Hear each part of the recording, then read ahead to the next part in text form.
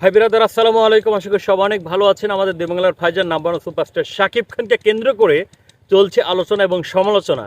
এবং কি একটা মেয়ে, সে কিনা মাত্র 2 দিনের উপস্থাপিকা হয়ে শাকিব খানকে কি বলেছে, শাকিব খান মেগা স্টার নাকি কপি স্টার, এই যে কথাটা বলেছে, আমি তীব্র নিন্দা জানাই সেই উপস্থাপিকাকে কেন্দ্র করে, যে তিনি আসলে কোন সাহসে, কোন অভিজ্ঞতা থেকে তিনি এই superstar mega star global star Shakib ভাইকে নিয়ে এই ধরনের কথা বলল। মানে আমি আসলে ভেবেচিন্তে আসলে এটা দেখলাম যে এই মেয়েটা সম্ভবত, আমার মনে হয় কি যে ডেড ফেল ভাই, ওই যে পাতা আছে না ভাই, হ্যাঁ, মানে সাধারণত যে সকল পাতা বইতে মানুষ খাইলে মানুষের মস্তিষ্ক একটু বিকৃত হয় আর কি। তো সম্ভবত আমার মনে হয় কি যে ওই বিষয়ের সাথে মেয়েটা অ্যাডিক্টেড।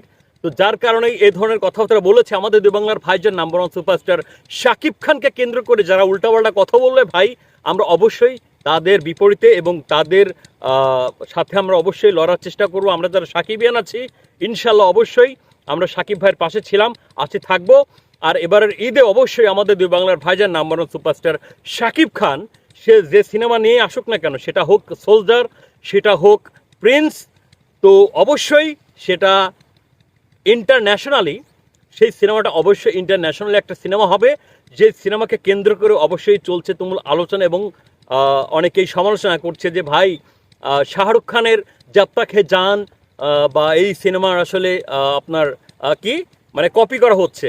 মানে একটা বিষয় আসলে আমি ভেবেচিন্তে আসলে যেটা দেখলাম যে এই মেয়েটা কি স্ক্রিপ্টটা আসলে এই মেয়েটাই লিখেছিল, মানে শাকিব ভাই যে সিনেমাতে আসলে অভিনয় করছে এই স্ক্রিপ্টটা কি মেয়েটা লিখেছিল, নাকি আসলে মানে তিনি আগে থেকেই আসলে এই সিনেমার গল্পটা জানে। আমার এই বিষয়টা আসলে সবার কাছে প্রশ্ন, সকল সাকিবিয়ানদের কাছে প্রশ্ন। আর আরেকটা বিষয় বলতে চাই যে সাকিব ভাইয়ের বিপরীতে যারাই লড়তে আসুক না কেন ভাই, দিন শেষে কিন্তু শূন্য পকেট নিয়ে আপনাদের ফিরে যেতে হবে। তো সাকিব ভাইয়ের সাথে লড়তে আসবেন না, সাকিব ভাইয়ের সাথে মোকাবেলা করতে আসবেন না। আপনারা আপনাদের মতো করে সিনেমা বানান, আপনারা আপনাদের মতো করে সিনেমা রিলিজ দেন।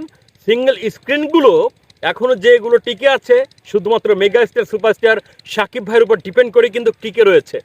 তো আমাদের mega star global star superstar Shakib ভাইকে নিয়ে কথা বলবে আর আমরা সাকিবিয়ানরা চুপ করে থাকবো, এটা কখনোই হতে পারে না। সো আমরা আসলে বাংলা ফিল্ম ইন্ডাস্ট্রিকে ভালোবাসি, বাংলা চলচ্চিত্রকে ভালোবাসি, বাংলা সিনেমাকে ভালোবাসি। আর তাই আমাদের মেগা স্টার গ্লোবাল স্টার দুই বাংলার ভাইজান নাম্বার ওয়ান সুপারস্টার সাকিব ভাইকে নিয়ে আমরা কথা বলি।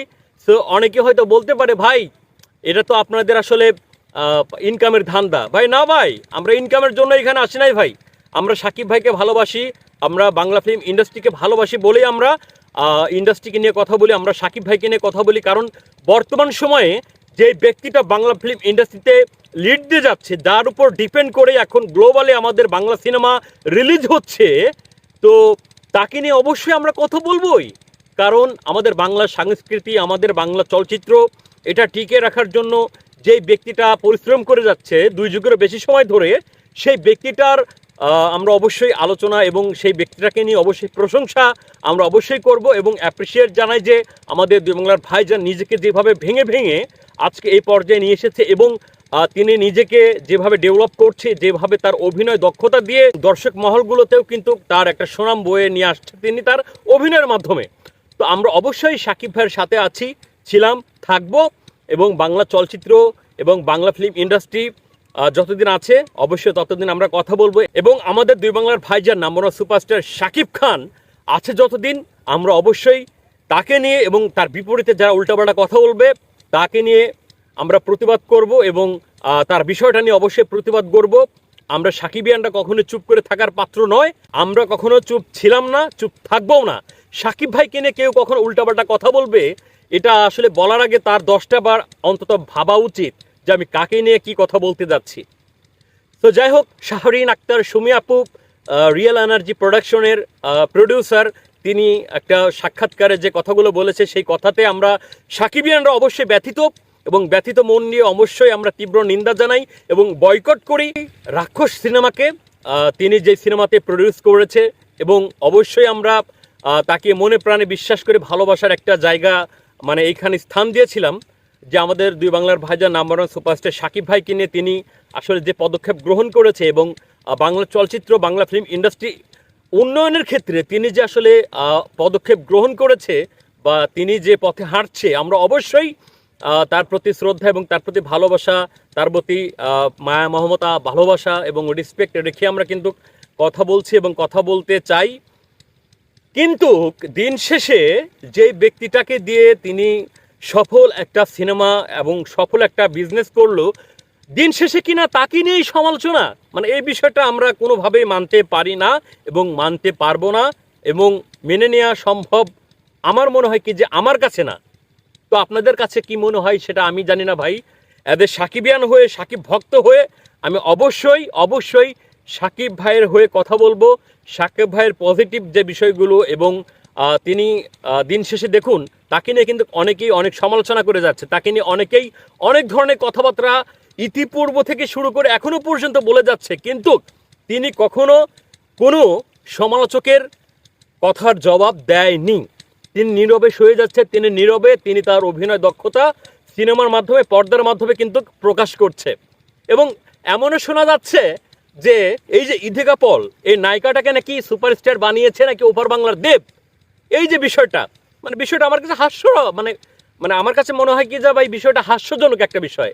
আরে ভাই, যে মেয়েটাকে কেউ চিনতই না, সাধারণ একটা টিভি সিরিয়ালে কাজ করতো, যাকে নিয়ে এসে আমাদের দুই বাংলার ভাইজান মেগা স্টার সুপারস্টার শাকিব খানের সাথে সিনেমা করাতে তিনি আজকে সুপারস্টার বা একটা সুনাম খ্যাতি অর্জন করেছে, যেই মেয়েটা, সেই মেয়েটা নাকি আমাদের দুই বাংলার ভাইজান নাম্বার ওয়ান সুপারস্টার শাকিব খানের হাত ধরে নয়, দেবের হাত ধরে নাকি সুপারস্টার হয়েছে ভাই। বিষয়টা সত্যিকার অর্থেই অনেক হাস্যকর। আর হাস্যকর হলেও আমি যেটা দিন শেষে বলতে চাই যে যারা আসলে যে যার ভক্ত আসলে তার সাপোর্ট নিয়েই কথা বলবে। এটা আসলে পূর্ব থেকেও হয়েছে, এখনও হবে, ভবিষ্যতেও হবে। আমরা সাকিবিয়ান, অবশ্যই যেটা সত্য এবং যেটা ন্যায়, আমরা সেই ন্যায় এবং সত্যের পথে ছিলাম, আছে, থাকবো এবং সত্য নিয়েই আমরা অবশ্যই এগিয়ে যাব। আর আমাদের মেগাস্টার সুপারস্টার সাকিব ভাইয়ের জন্য অবশ্যই অন্তরের অন্তঃস্থল থেকে ভালোবাসা এবং রেসপেক্ট, কারণ তার জন্যই বাংলা ফিল্ম ইন্ডাস্ট্রি এখনও টিকে রয়েছে, বাংলা সিনেমা ইন্ডাস্ট্রি এখনও জীবিত রয়েছে। এবং আমি বলবো যে তিনি নিজেই একটা ইন্ডাস্ট্রি, তার উপর ডিপেন্ড করে দেখেন বাংলা চলচ্চিত্র, বাংলা সিনেমা হলগুলো এবং বাংলা সিনেমার যে সকল সিঙ্গেল স্ক্রিনগুলো আছে, প্রত্যেকটা সিঙ্গেল স্ক্রিনগুলো এখনও যেগুলো টিকে আছে শুধুমাত্র mega star, global star Shakib Khan ভাইয়ের উপর নির্ভর করেই কিন্তু টিকে রয়েছে। তো ভাই ব্রাদার, আমি যে কথাগুলো বললাম, আসলে আমি জানি না আমি কথাগুলোর মধ্যে আসলে কোনো ভুল কিছু বলেছি কিনা। যদি এই কথার মাঝে কোনো ভুল ত্রুটি হয়ে থাকে তাহলে অবশ্যই আপনারা আমার ভুলটা ধরিয়ে দিবেন আপনাদের কমেন্টসের মাধ্যমে। তো ভিডিওটা যদি ভালো লাগে থাকে তাহলে অবশ্যই আপনারা লাইক, কমেন্ট, শেয়ার এবং সাবস্ক্রাইব করে আপনারা কমেন্টসের মাধ্যমে জানিয়ে দিবেন আপনাদের মূল্যবান মনের কথা। আর যারা ফেসবুক থেকে দেখলেন তারা অবশ্যই ফেসবুকে ফলো এবং লাইক দিয়ে কমেন্টসের মাধ্যমে আপনাদের মতামতটা অবশ্যই সেখানেও আপনারা জানাতে ভুলবেন না। বন্ধুরা ভালো থাকবেন, সুস্থ থাকবেন এবং মন্দ হতে বিরত থাকবেন। ধন্যবাদ সবাইকে। আসসালামু আলাইকুম রহমতুল্লাহি আবরকাতুহু। আল্লাহ হাফেজ।